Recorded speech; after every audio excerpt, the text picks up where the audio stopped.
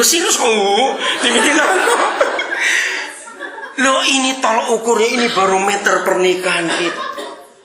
Apakah sebagai suami kita masih berkata, Tuhan terima kasih, Engkau beri istri aku yang luar biasa, walaupun giginya maju semua. Giginya maju semua, nggak apa-apa, ucapan syukur. Amin, suami-suami. Betul, masih kagum pada istri? Atau ini kok sudah mulai begini semua keriput, cuma bagaimana ini? Hei, dengar. Kalau ada suami, laporkan saya istri-istri. Kalau suami nggak mau istri gemuk, laporkan saya. Saya akan jemur dia sampai kering. Yang kedua, saya akan doa supaya suami yang hamil dan beranak, supaya tahu rasa. Loh serius, kenapa? Karena hormon laki dan hormon perempuan itu beda, saudara. Katakan amin. Amin saja lah, pokoknya percaya itu ada kok di ilmu pengetahuan kedokteran. Jadi hormon laki itu sulit untuk gemuk, tapi perempuan itu cepat untuk gemuk. Apalagi kalau sudah pernah punya anak. Maka itu kalau saya berkati pernikahan, termasuk yang terakhir berkati pernikahan di Philadelphia 12 September lalu, saya selalu menambahkan satu kalimat untuk laki.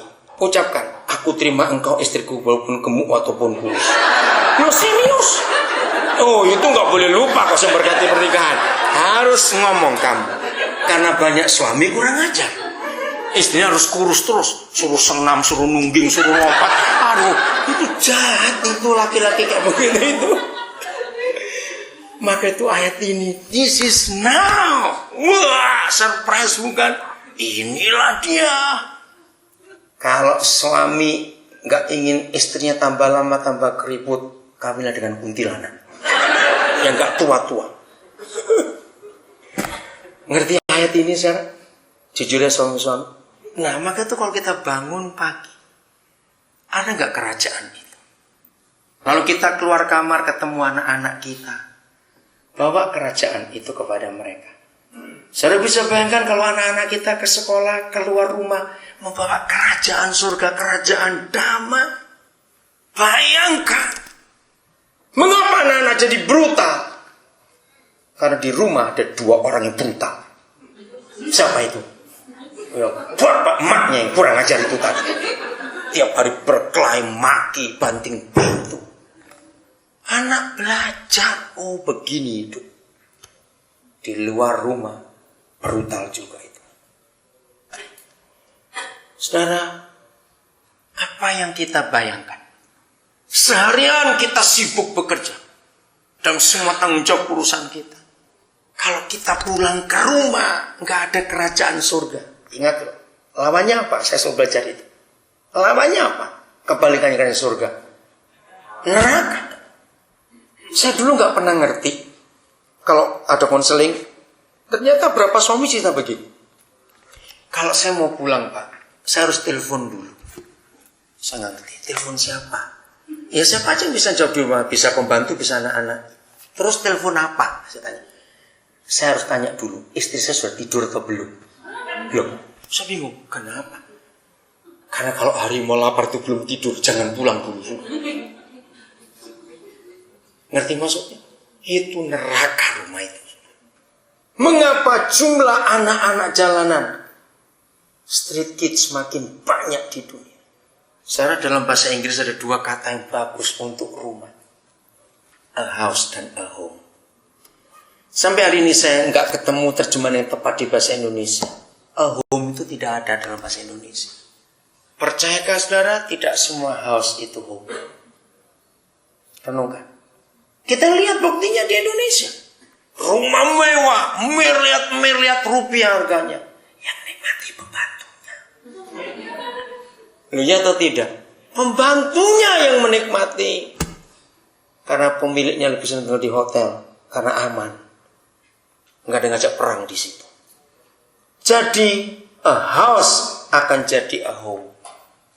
Ditentukan oleh dua orang yang namanya suami istri. Kalau dua orang itu bisa memindahkan surga ke rumahnya, your kingdom come. Your will be done. Nah, terjemahan yang betul adalah begini. Sehingga bumi jadi seperti surga. Kalau gereja bisa membuat bumi jadi seperti surga, nggak akan ada perang di dunia. Ayo jawab, ya atau tidak? Nggak ada perang, nggak ada curiga. Maka itu suami istri. Masih kejadian, lo kok usah balik lagi? Saya belum suruh pindah, jangan pindah kamu. Sekarang kejadian yang berikut, kejadian 2. Ayat yang ke-25. Ini ayat terakhir. Saya tutup kitab saya sudah. Karena malam ini istri saya akan pulang dulu ke Indonesia. Saya akan Senin nyusul. Jadi besok UX malam akan berangkat juga. Ayat ini mubasir, saudara. Ngapain ditulis? Siapa yang gak tahu kalau Adam dan Hawa itu telanjang? Loh, percaya gak? Walaupun gak ditulis kita tahu kalau mereka telanjang. Sebab Bandung belum ada waktu itu. Loh, apa hubungannya dengan Bandung? Pabrik tekstil belum ada. Itu maksudnya. Ya, jadi mereka pasti telanjang.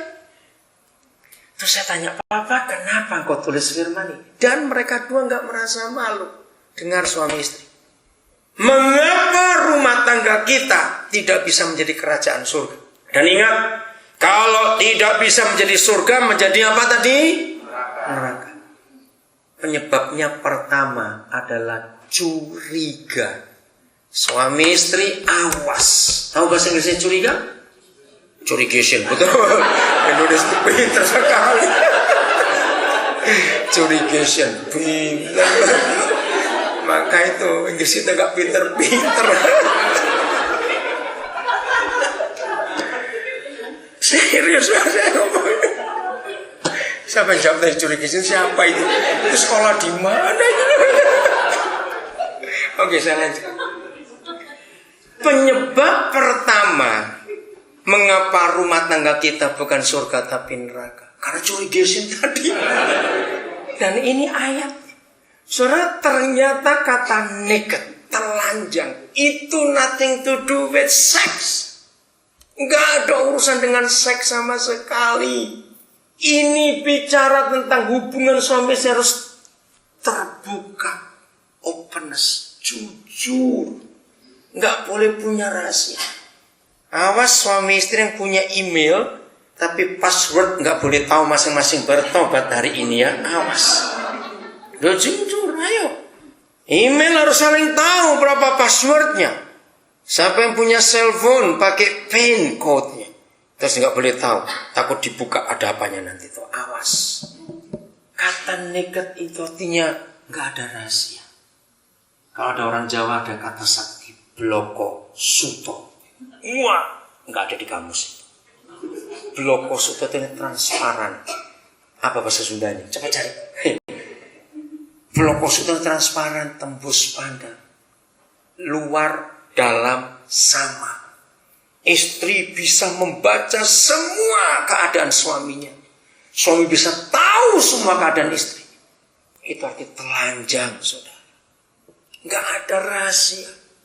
Ingat Tuhan Yesus pernah berkata, sebab di mana ada hartamu, di situ ada apamu. Jangan bilang ada dompetmu lain, kan itu aja Pak. Di mana ada hartamu, di situ ada apamu? Hatimu. Jadi kalau suami istri pisah harta, mereka itu sudah cerai sebelum ke pengadilan. Loh, kok bisa? Baca baik-baik. Di mana ada hartamu, di situ ada hatimu. Nah, kalau suami istri dari awal nikah sudah nggak saling percaya soal duit, wah nggak bisa. Suamiku penjudi, ya jangan kawin goblok.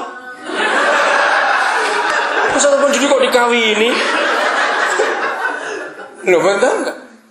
Saya kalau konseling pernikahan, saudara, orang tua pasti sangat libat, khususnya masalah harta.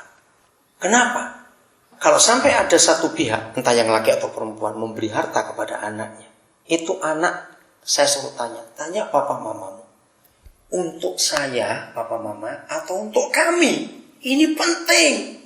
Oh enggak, papa mama beri untuk kamu, bukan untuk besanku, gitu misalnya. Terima pemberian papa mama, tapi titip. Mama papa saya titip. Kenapa? Karena itu kan jadi masalah. Apa masalahnya? Coba jawab. Ayo pura-pura gak ngerti lah. Sudah dingin tuh makanan, cepat jangan lama-lama ini. Ayo, apa masalahnya? Kok bisa masalah? Iya betul itu. Tapi apa